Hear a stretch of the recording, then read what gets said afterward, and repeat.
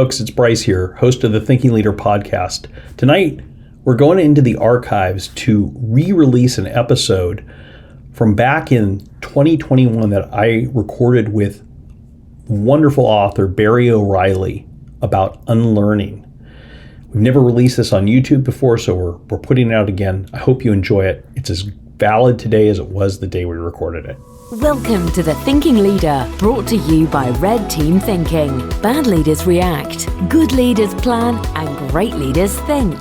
Each week, you'll get new ideas and insights from business executives, military experts, and innovative thought leaders to help you lead more effectively and better navigate your complex world.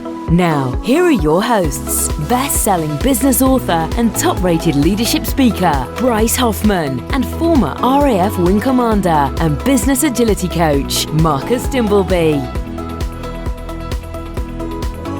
My guest today is Barry O'Reilly, a business advisor, entrepreneur, and author of Unlearn, Let Go of Past Success to Achieve Extraordinary Results. Barry's also the co-author of the international bestseller Lean Enterprise, How High Performance Organizations Innovate at Scale.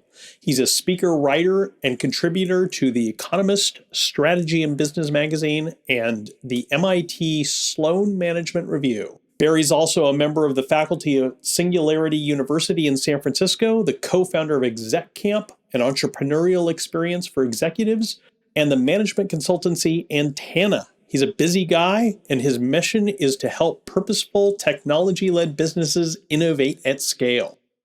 Barry, welcome to the show. It's great to be here, Bryce. Thanks for inviting me on.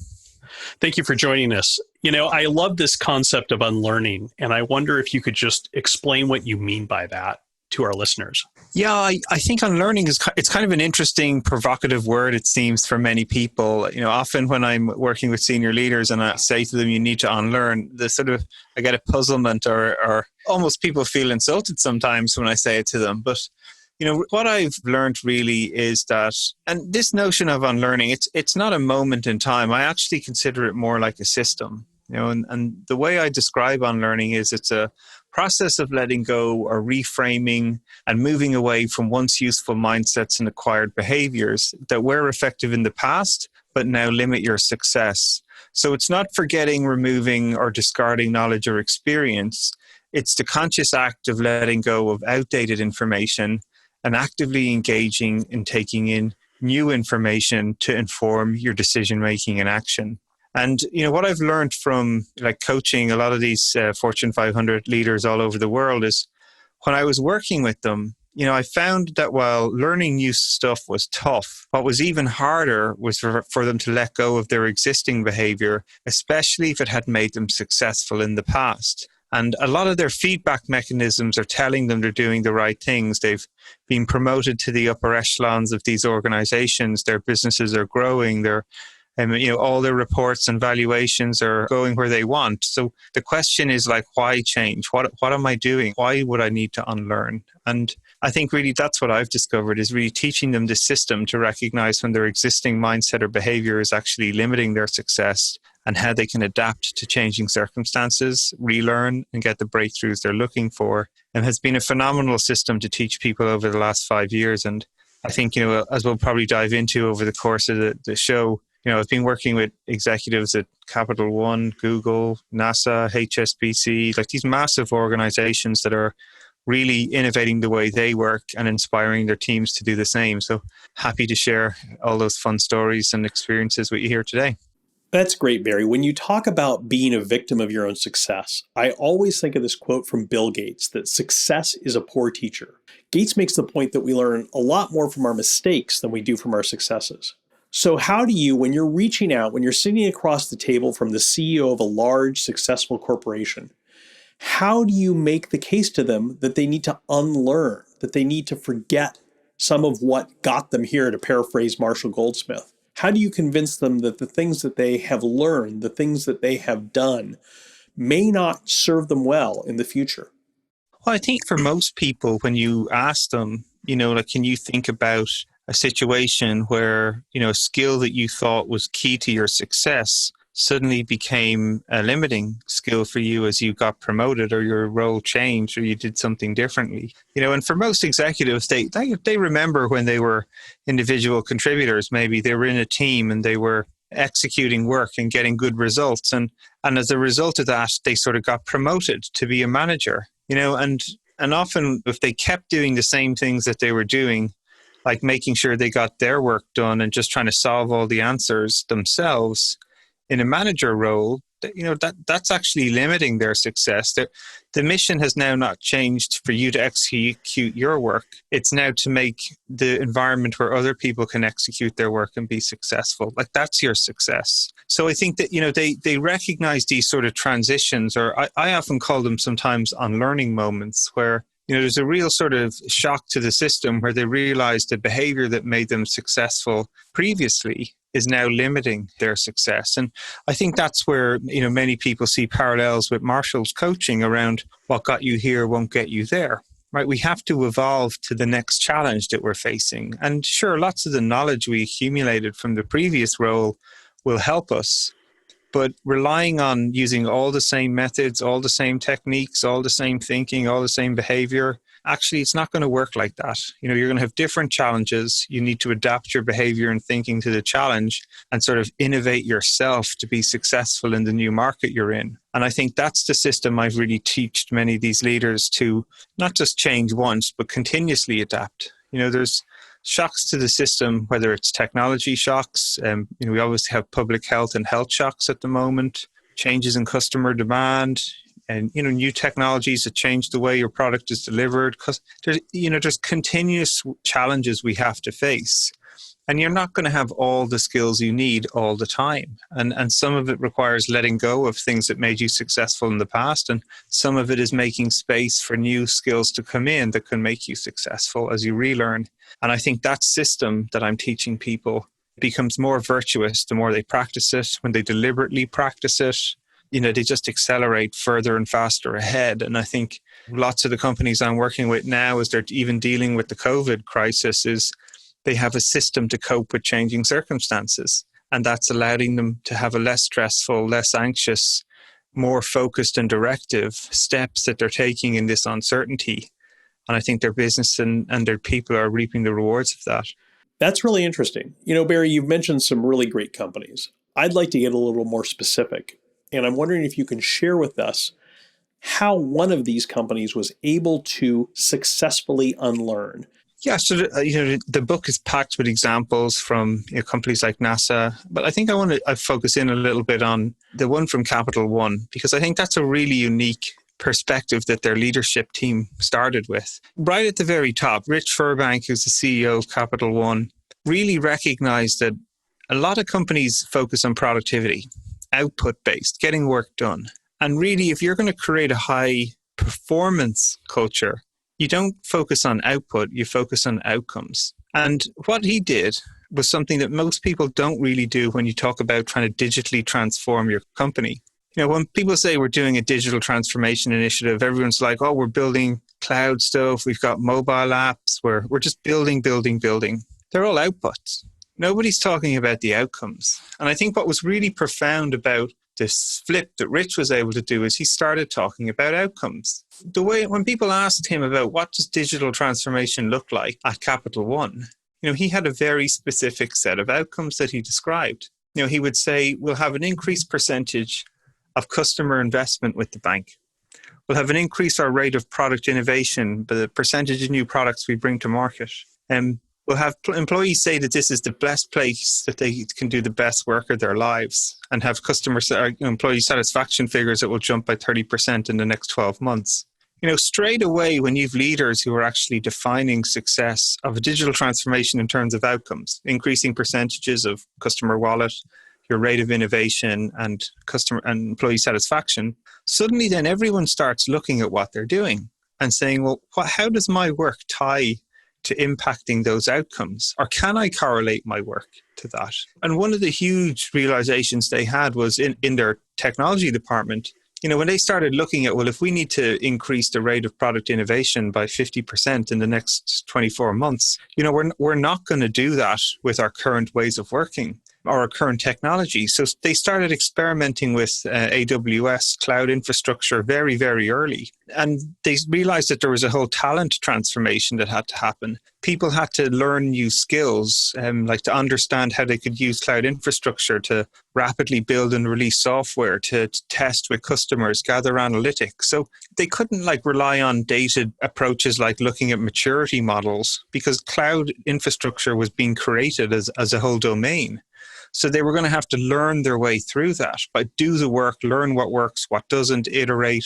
So people started self-selecting about that they wanted to grow. They wanted to learn these skills, and they would take, AWS's training courses, and then they'd start training people internally, because AWS releases features faster than any training courses can be created. So this notion of certifying people to be good at a skill, again, it doesn't work anymore, because the product innovation is faster than the training innovation. So you had people actively trying to grow their skills and capability, understanding that from an organizational point of view, they've got to increase the customer investment with the bank, the rate of innovation, and it'd be the best place where they could do the best work of their lives. And that's instantiated where they're funded and supported to grow their own capabilities by building these new technologies with new technologies and improving and coaching other people internally. They're looking at the rate of new products they bring to market and how fast they're doing it and what satisfaction that's driving for customers, because if it is, customers will keep buying more of their products and increasing their sort of investment spend with them. And literally, I think Capital One now has their highest percentage of any financial services company with their infrastructure in the cloud. All of their customer-facing apps are rapidly releasing software in a huge frequency, and this is a highly regulated environment. They're Amazon's golden case study that they talk to people about trying to change the way they do product innovation.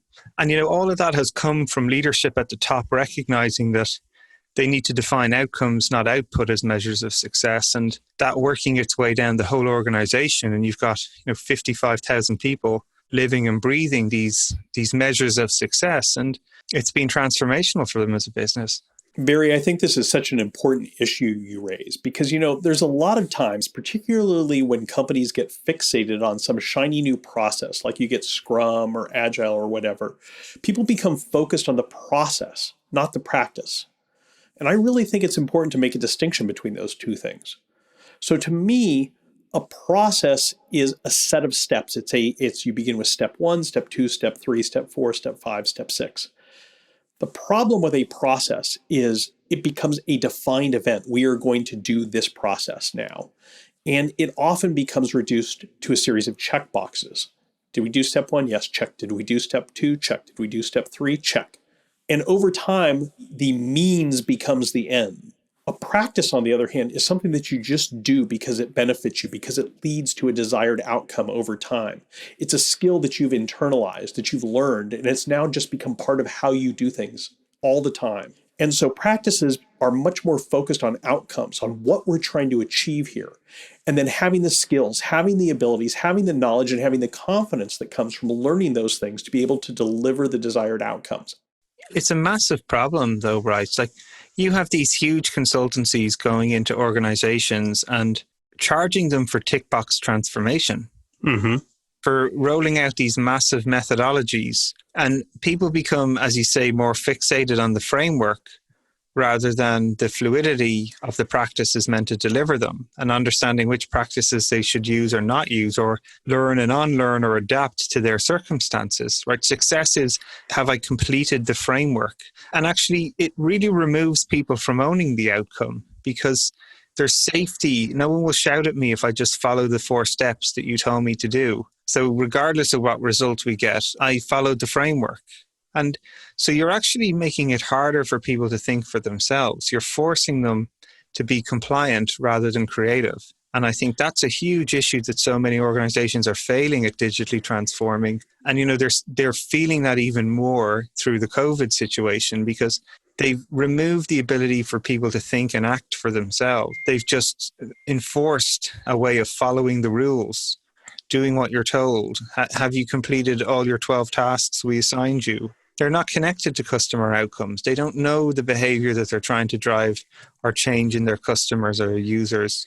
and they're not connected to it. And I think that's a huge issue for so many people. And, one of the other case studies I published recently was with Tesco's Bank in the UK, and they've actually seen the crisis as a way to accelerate their transformation. In many ways, the need to respond, the clarity about what the problem was, the customers were suffering, not being able to access their bank accounts, do financial transactions in person, having to move everything online. They stood up remote customer service centers in 3.5 weeks, which is almost unheard of.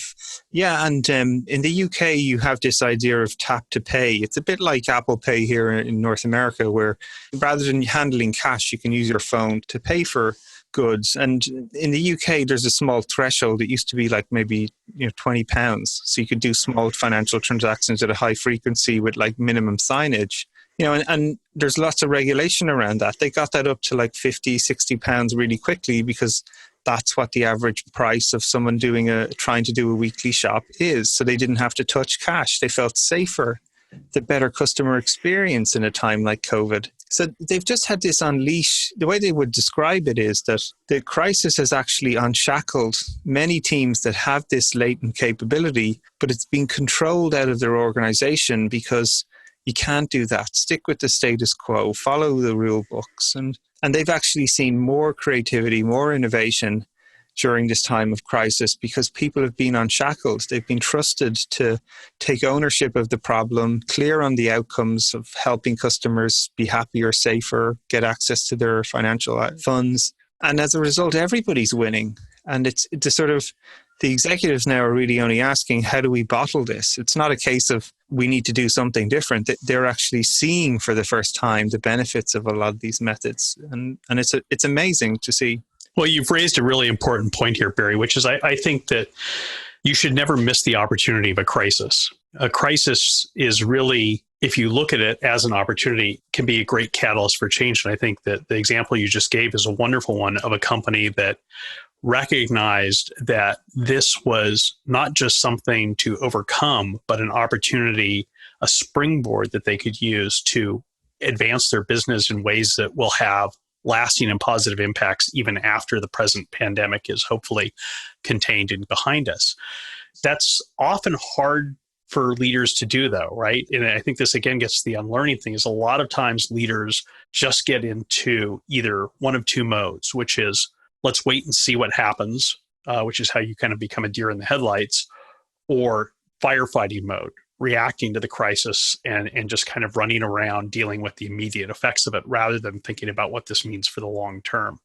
And I think back to one of my favorite stories from Alan Mulally when he was CEO of Ford Motor Company, when they made the decision during the last global financial crisis to not take a bailout from the federal government. His chief financial officer said, that's great, but obviously we need to freeze spending on new products. We need to freeze all the initiatives you've been pursuing to revitalize the company. And Alan's response was, no, we actually need to accelerate it, because if we move forward more quickly now, when everyone else is scrambling to figure out how to just get through this, then we will have made up for so many of the years that we fell behind in the past. We will leap ahead of the competition. And that is in many ways what they succeeded in doing.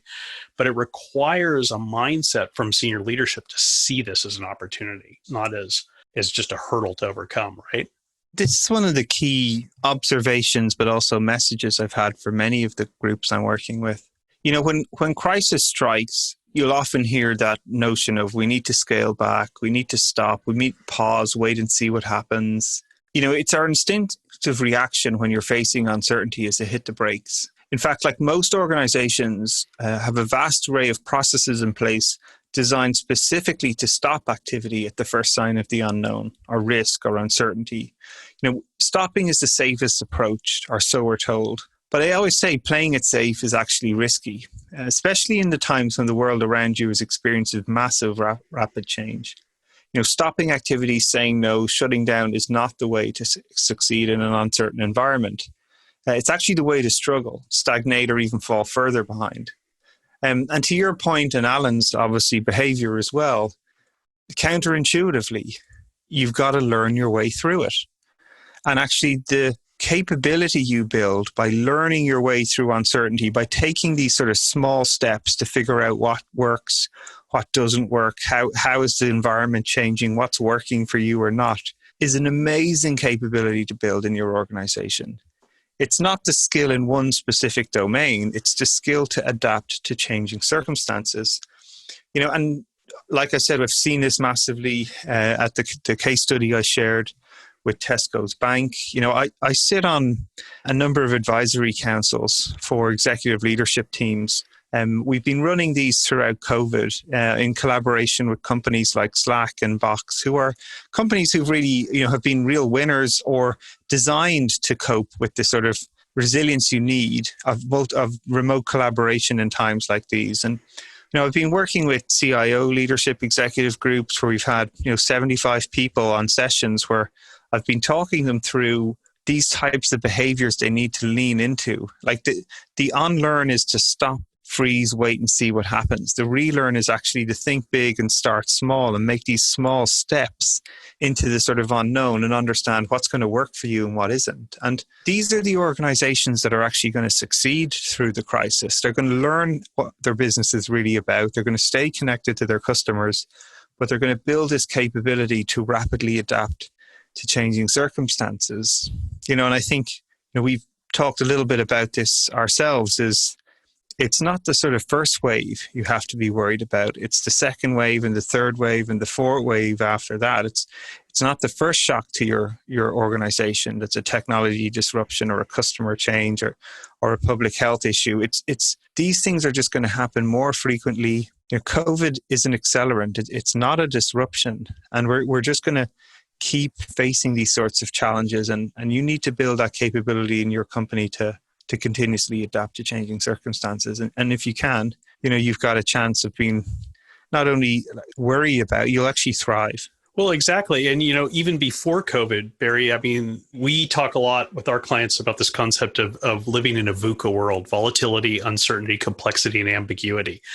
That described the world for most businesses pre-COVID because of changes in technology, changes in geopolitics, changes in just the advance of new models of working together and new competitors emerging. COVID has, as you put it, acted as an accelerant on that, but it hasn't changed the underlying dynamic that we live in a very complex and rapidly changing world in which it's very difficult, if not impossible, to sit and plot out a long-term strategy and then press the return button and think you can walk away from that and go play a few rounds of golf and check back in next month and see how things are going. Are you familiar with Dr. David Snowden's Cynefin framework? Yeah, I know Dave pretty well, yeah.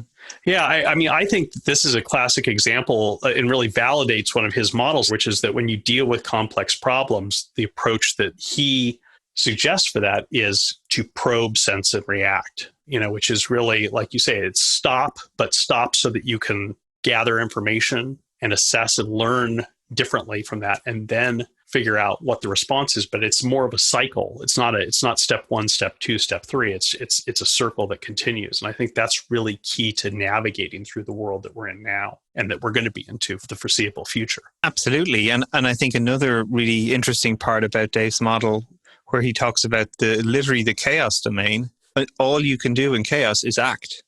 Because you need to act to get information to even understand, are you in chaos or are you in a complicated or a complex environment, right? Standing still gives you no information. You're not learning anything. And I think this is sort of one of the most important counterintuitive ideas. When it's highly complex, when it's high chaos, your best course of action is to act and learn your way through it. You can't freeze, sit there, wait and see what happens, because you're not actually learning anything. You're just sort of observing what's happening, and you're not seeing the changes or experiencing them for yourself or knowing what you should be doing. So I think, again, it's one of the most fundamental counterintuitive notions that organizations have to learn. Is it's better to learn your way through than try and hope that you can figure out by following what other people are doing. If you can become a learning organization, if you can cultivate this learning mindset, then that will stand you in good stead, as you mentioned, not just in dealing with the present crisis that we're in right now, but moving forward as an organization. It's something that it's the gift that keeps on giving, because I think a lot of these things become kind of mental muscle memory too. The more you train your mind to work like this, the easier it becomes to do and the more natural it becomes. And it will make you a more agile leader. And I mean agile, not just in the kind of proprietary sense of agile, but just quicker on your feet. And it'll also make you more adaptive. And those things will make you more resilient. And I think what every leader in every organization wants right now and sees the need for is resiliency. Absolutely. I think these things they go hand in hand, right? Responsiveness and resilience are key characteristics to dealing with complexity. And the world is only going to get more complex, and your business may get more complex, and the amount of people you have to work with and collaborate with gets more complex. And I think having those capabilities are really, really important for organizations to be successful. So if you are a successful organization, if you are a successful leader, what are some signs that you need to think about unlearning some of the things that you've relied on? Yeah, well, there's a sort of series of questions I ask people, especially, often when I tell them they need to unlearn, if they haven't kicked me out of their office by then, I know you stick around for a little bit. And I'm like, okay, well, think about these sort of questions. Where are you not achieving the outcomes you desire? Or maybe where are you not living up to the expectations that you have for yourself? And maybe there's situations that you're struggling to resolve or challenge that you're actually avoiding altogether because you just can't even think about it. Or you've tried everything you can think of and you're still not getting the breakthrough that you're aiming for. Often when I ask any leader these types of questions, not living up to the outcomes they're aiming for, not meeting their expectations, situations they're struggling to or avoiding altogether, tried everything they can think of and still can't get a breakthrough. It's not a matter of just one thing come up. It's like, can I stop them writing a list of things? Because, they start to realize they're blocked in many different sort of situations. And that's a signal, right? Like if your existing behavior was working, you wouldn't have challenges. You'd just be sailing right through these challenges. And yet many people are coming up against challenges because their existing thinking or behavior is not able to surmount that challenge. So that's a signal that you need to adapt. It's not necessarily that the problem needs to change. You need to change to solve the problem. And I think that's a huge aha moment for a lot of these leaders. And again, once you can sort of diagnose these situations where your existing behavior is actually limiting your performance, then it's really just this idea of like identifying ways you'll relearn, like get outside your comfort zone, try new skills that are not natural to you. Because if your natural behavior was working, again, you wouldn't have these problems. So I think once I start to sort of make this system visible to people, the lights go on pretty quickly, especially for senior leaders, because they see that I'm showing them a system that they can self-diagnose, that then they can design the steps and actions they want to take, and then gather the information they learn from taking that action to see what's working or not. And I think, most of the best leaders I've ever worked with they are natural experimenters. They want to get good information to make great decisions. And they realize to get information, they have to take action, they have to change, they have to adapt, they have to try things. And really, I think the system just brings that to life for them. And it's been amazing to see the results that people have had once they start to apply it. That is obviously very powerful when you have a leader who's self-aware enough to be able to have that conversation, to be able to look at themselves, to look introspectively, and as you put it, to self-diagnose their need for different ways of thinking or to at least entertain different ways of thinking. What do you do if you're one level down in an organization? So, for instance, a lot of times we work with folks who say, this is great, we love this new way of thinking. It's exactly what our organization needs. We're terrified that as soon as this reaches the top of the house, though, it's all going to get pushed back down, by our C-suite folks who are resistant to anything that's radically new or different. That's particularly a big problem in large organizations. How do you deal with that when you're not at the top of the house? Yeah, so I think one of the mantras of the book is to think big, start small, and learn fast. And you need to think big about trying to change the whole way your organization operates in pursuit of higher performance. Like you do need to think big about that. But the starting small part is really important because it's action you can take.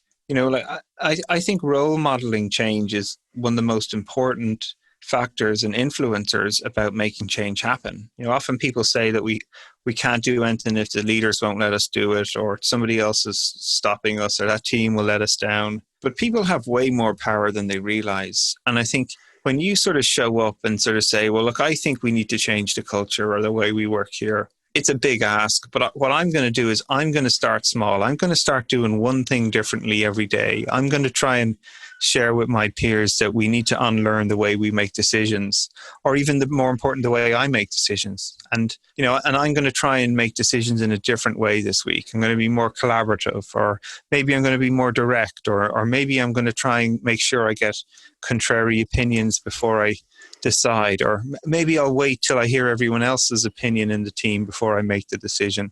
These are all tiny little changes people can make on a daily, hourly basis. That is role modeling new behavior, is recognizing that maybe I need to change the way I make a decision. I'll make a small little tweak, but it can actually have a profound ripple or network effect in companies, because once people see you trying to change your behavior, and then they see some of the evidence of the results of change, that the team are happier, that you're making better decisions, the product is growing, the process is changing, suddenly they'll want to replicate what you're doing. And that's how movements start. That's how you start to, be a lightning rod for changes. Role model it in yourself, start small, make a couple of tweaks, bring people in, and that builds the momentum where the leadership team are then looking, going, what is this group doing differently? They seem to be happier. They seem to be shipping more. They seem to be more, more people engaged in their work. Like, what's happening there? We need to do more of that. And, that's where you can bring them into the equation. But one of my favorite examples of this then, because, we often say that the execs are holding us back, but one of my favorite stories from Capital One is, one of the first retrospectives I did with the leadership team at the card business is, they were literally reflecting on the work we'd been doing together for about a week. And, they were going through their weekly reporting dashboards. And, the CEO of the card business literally looked at the report and went, everything on here is an output. We're just measuring on time, on budget, on scope, task complete. There's no outcomes here. We need to shift to be outcome-based if we're going to be successful, based on where, Rich Fairbank, the company entire CEO, wants to go. And he didn't sort of just stop there in his meeting. He went back to his desk and wrote his sort of bulletin update for the week, and was like, hey, everybody, we're all trying to transform the way we work. My team's trying to work in a more agile way. And this week I recognized that we're too output-based. We need to become more outcome-based. So this is how we're trying to change. It's difficult, it's hard, but it was a great realization for us. And he sent that email to 50,000 people. So this creates this agency in the company. And that's inspiring, right? People were stopping me in the corridor going, we've never got emails like this before. What the hell's going on up there? And it's amazing. There's no two ways about it, right? And so one person can have a profound effect, whether you're the CEO or you're on the shop floor. And I think, don't discount the agency you can have. And if you're worried, just start small. Do one little thing every day and see the impact it can have. I love that idea. It's really interesting. When the U.S. Army stood up their red teaming leadership program and started training red teams, one of the first things that they got pushback from the first kind of few cohorts that graduated from the school was this idea that, we love these tools, we love these techniques, we want to challenge the Army's assumptions, we want to think about how plans could fail, we want to look at things from other perspectives. But the Army doesn't. The Army is a bureaucratic organization. When we go back to our commands and we try to tell the generals we work for that we need to challenge our assumptions, or that we challenged our assumptions and this is what we came up with, they're going to push back. They're going to tell us to shut up. And they found that people were actually simultaneously getting really energized and enthusiastic learning these things, but they were also getting demoralized thinking about how they were going to take them back to their commands. And so they put some organizational psychologists to work on this problem. And they came back with this idea that the Army calls my 15%. And it's very much aligned with what you're talking about, Barry, I think, which is the idea is that they said, wherever you are in a large organization, whether it's the U.S. Army or whether it's a large company, there is at least 15% of your job that you have some measure of control over, that you have some ability to influence positively or negatively. So if you don't have immediate buy-in for senior leadership for the type of changes that you're trying to make. Focus on my 15%, focus on your 15%, which, to translate into how you put it, to start small and to think about the things that you could do individually or on your team to make the change that you want to see happen at a broader level. They found that when people went back after they graduated from the program, even if they went back and found that their commanding officers were not really bought into this concept of red teaming, that if they used it on this narrow framework of my 15%, that people would say, well, how did you do that? Why were you able to get this result that we weren't able to get? Then they gave them an opportunity to talk about, well, I use this tool, I use this technique. And they say, well, we could use that on our next plan. Can you come talk to us about it? And so that's how they were able to kind of slowly turn a large ship around. And I think that that's a really powerful concept. I think it's great. I do too. And I really also think this whole concept of unlearning is great. And it's such an important thing to challenge leaders to think differently in this way. So if you're a leader, if you're listening to this and you're saying to yourself, I get it. Maybe what I know is only part of the puzzle. Maybe there's a better way. What's some advice that you would give to that leader, to that person, about how to start this unlearning process? Well, my little method that I always share with people is think about those questions that I just asked about recognizing where you might need to unlearn. So, where you're not living up to the outcomes you're aiming for, you're not hitting your expectations, situations you're struggling with or avoiding, or you've tried everything and you can't get a breakthrough, right? Ask yourself those questions, plot down a few answers, and then, find someone who someone you trust, maybe someone in your team or collaborator, but someone who works with you, and pick one of those challenges and ask them on a scale of 1 to 10, how well do they think you're doing with that challenge? And maybe they know you and you trust you and they give you a 3 and you're going to say, thanks. You're going to ask them how you can get just half a point better in the next week. What kind of behaviors could you try just to get half a point better? And they're going to give you hopefully a couple of ideas. And I'd encourage you to pick the one that feels a bit uncomfortable, a bit unnatural, and just try it for a week. Try it even for a day. And then check back in with that person, and ask them, you gave me some great feedback and some ideas. I tried the behavior you reckoned. How do you think I'm getting on now? And then, maybe they'll be like, actually, you're a 6 now. Like, brilliant. How can I get half a point better next week? And I guarantee if you can get into that type of pattern, whether it's with your teams, whether it's with your peers, whether it's with people at home, you'll be amazed by the power of compounding effects on that. And change won't seem so scary, to your point earlier, because you'll be in the habit of changing. You'll be comfortable with change. You'll actually be seeking ways to improve for challenges that you've got. And that's a super powerful skill to have for the future. And I think that would be my little method to get people started small, end up with really big results. That's great advice, Barry. Barry, how can people learn more about unlearning and about what you do? Well, the book is available in all good bookstores and the internet. It's out there. I've got a podcast myself, the Unlearn podcast, where I have people on to share inside organizations I'm working with, their experiences of unlearning. And then if you can go to my website, barryoreilly.com, and I'm on social media, either in LinkedIn and on Twitter with that handle. So always keen to hear about people's unlearning stories, any experiences they have applying the methods. And it's always a pleasure to learn from other people and unlearn too. Great. And we'll put links to all of that in the show notes. Thank you so much for taking the time to talk with us today, Barry. Thanks for sharing your stories too, Bryce. Appreciate it.